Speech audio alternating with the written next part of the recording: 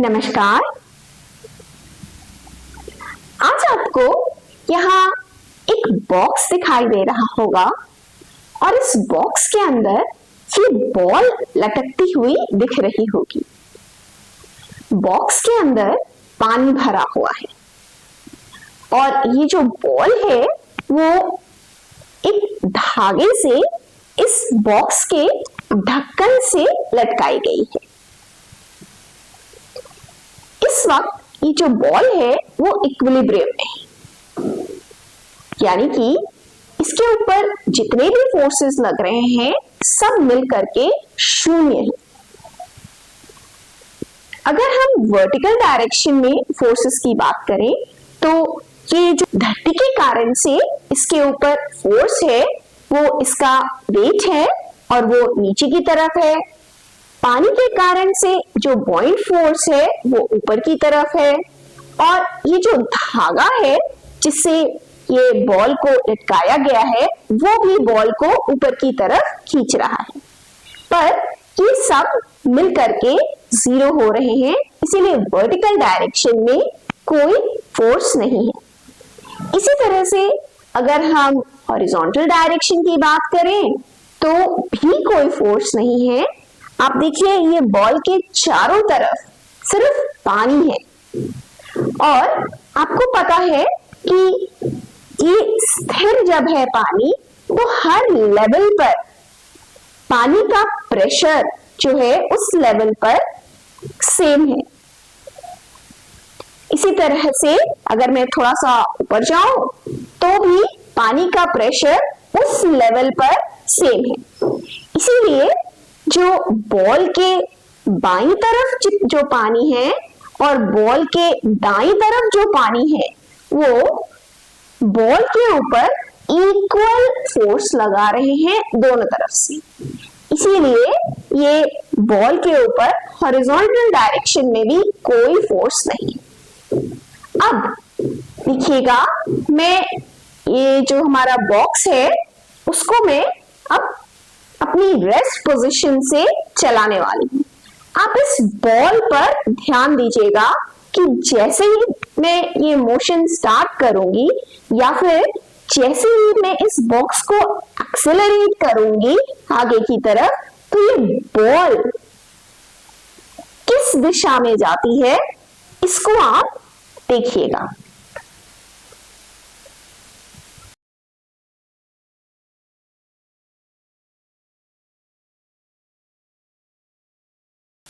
तो आपने देखा बॉल किस तरफ गई। मैं एक बार फिर से करती हूं।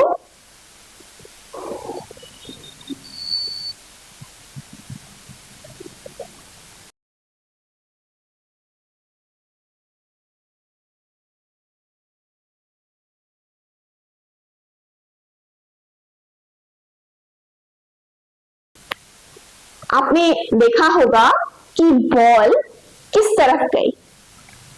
अब अगर मैं पूछूं कि बॉल किधर गई, आगे गई या पीछे गई, तो इसका उत्तर आप क्या देंगे? असल में इसका उत्तर हमारे फ्रेम ऑफ रेफरेंस पे डिपेंड करता है। अगर आपने बॉक्स को अपना फ्रेम ऑफ रेफरेंस माना तो आप देखिए बॉक्स की अपेक्षा, मैं करती हूं एक बार, बॉक्स की अपेक्षा हमारी जो बॉल है वो पीछे गई।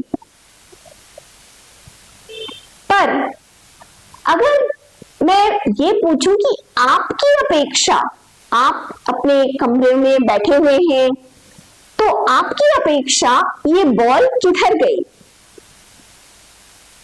तो आप देखिए ये मैं यहां पर एक ये पेन रख रही हूं, इधर ये रेफरेंस है। बॉक्स अभी इस वक्त यहां है और बॉल को आप यहां मार्क कर सकते हैं। अब देखिए मैं इसे मूव कर रही हूं।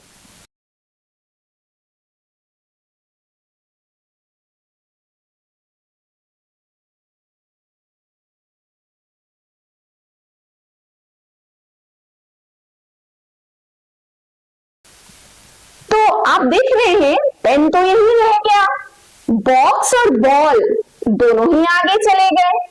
पर अगर मैं बॉक्स और बॉल दोनों को एक साथ देखूं तो बॉल थोड़ी कम आगे गई और बॉक्स थोड़ा ज्यादा आगे गया। तो आइए हम ये जो बॉल है उसके मोशन को जरा बॉक्स के फ्रेम से पहले एनालाइज करते हैं। बॉक्स का जो हमारा ये फ्रेम है वो एक नॉन इनर्शियल फ्रेम है, जिसमें कि न्यूटन का जो फर्स्ट लॉ है वो वैलिड नहीं है।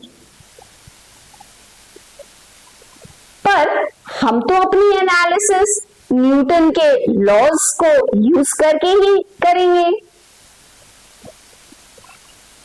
इसलिए अब मुझे इस बॉल के ऊपर फोर्सेस को अगर एनालाइज करना है तो मैं मानूंगी कि ये जो बॉल है उसके ऊपर एक सूडो फोर्स लग रहा है। बॉक्स को मैंने आगे की तरफ एक्सेलरेट किया तो जो सूडो फोर्स है बॉल के ऊपर वो पीछे की तरफ लगेगा। और कितना लगेगा? तो ये देखिए कि जैसे ही मैं ये मोशन स्टार्ट करूंगी हमारा जो बॉक्स है वो आगे की तरफ मान लीजिए ए एक्सेलरेशन से जा रहा है। तो ये जो बॉल है हमारी इसके ऊपर पीछे की तरफ एक सूडो फोर्स लगेगा और ये सूडो फोर्स कितना होगा? वो सूडो फोर्स होगा बॉल के मास को मुझे फ्रेम के एक्सेलरेशन से गुणा करना पड़ेगा। तो इतना सूडो फोर्स इस बॉल के ऊपर लगेगा। बॉल के चारों तरफ पानी है तो पानी भी तो इस बॉल के ऊपर फोर्स लगा सकता है। पर पहले तो हमने कहा कि पानी इसके ऊपर कोई फोर्स नहीं लगाएगा क्योंकि दाईं तरफ से और बाईं तरफ से जो पानी है वो इक्वल फोर्स लगा रहा है। लेकिन जब हम ये बॉक्स को आगे की तरफ एक्सेलरेट करते हैं तब ये जो बॉक्स के अंदर पानी है वो अब सेम लेवल पर उसका जो प्रेशर है वो सेम नहीं रहता है। जब हम इसे धक्का देते हैं तो जो पानी है आगे की तरफ का, ये इधर की तरफ जो पानी है उसका प्रेशर पीछे की तरफ जो पानी है उसकी अपेक्षा थोड़ा कम हो जाता है। यानी कि अगर मैं इस दिशा में देखूं तो जब ये बॉक्स एक्सेलरेट होता है तो पीछे का जो पानी है और आगे का जो पानी है उनमें प्रेशर डिफरेंस क्रिएट हो गया है और पूरे इस एक पर्टिकुलर लेवल पर भी एक प्रेशर ग्रेडियंट बन गया है। यानी जैसे जैसे मैं यहाँ का पानी देखूं तो प्रेशर ज्यादा है, थोड़ा सा और आगे जाऊंगी तो थोड़ा सा कम हो गया, फिर और आगे जाऊंगी तो थोड़ा कम हो गया और यहाँ आके सबसे कम होगा। इस कारण से अब जो बॉल के बाईं तरफ जो पानी है और बॉल के दाईं तरफ जो पानी है उनके बीच में एक प्रेशर डिफरेंस क्रिएट हो गया है। जो पीछे पानी है इसके उसका प्रेशर ज्यादा है और जो आगे है पानी उसका प्रेशर कम है। यानी कि ये जो पानी है वो इस बॉल को आगे की तरफ धक्का दे रहा है। तो यहाँ पे जो नेट फोर्स है बॉल के ऊपर, जो नेट फोर्स आ रहा है वो है हमारा जो सूडो फोर्स है वो तो है ही, प्लस जो रियल फोर्स है वो है।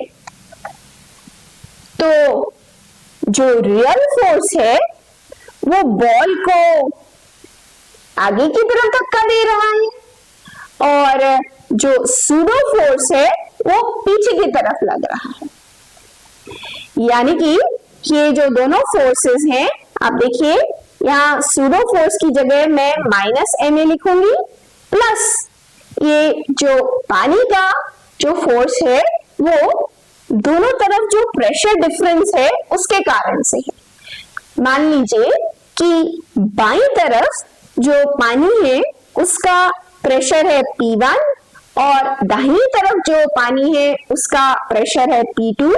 तो ये P1 माइनस P2 को अगर हम बॉल की जो एरिया है जिससे वो कांटेक्ट में उससे मल्टीप्लाई कर दें तो इतना आ गया हमारा ये पानी के कारण से फोर्स इस बॉल के ऊपर।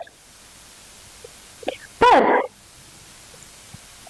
इन दोनों में से इस वक्त जो डोमिनेंट फोर्स है वो है सूडो फोर्स और इसीलिए हमारी बॉल जो है बॉक्स की अपेक्षा पीछे जाती हुई दिखाई दे रही है। अब मेरे पास एक और वर्जन है इसी चीज का और आप देखिएगा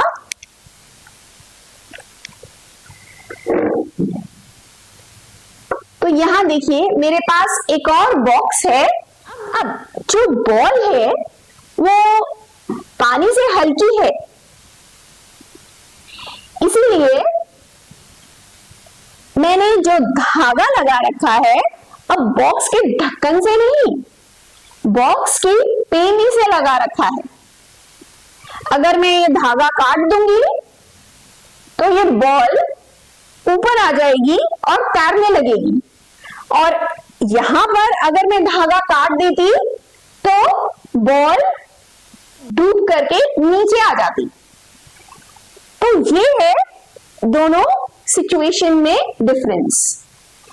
बॉल इसमें भी इक्विलिब्रियम में है, बॉल का वेट अभी भी नीचे है और बॉइंट फोर्स ऊपर है, लेकिन धागा जो है बॉल को इस बार नीचे की तरफ खींच रहा है। तो अब देखिए हम वही काम इस सिचुएशन में भी करते हैं। मैं ये बॉक्स को फिर से आगे की तरफ एक्सेलरेट करूंगी और आप देखिएगा कि बॉल का क्या होता है। तो आप ध्यान से देखिएगा।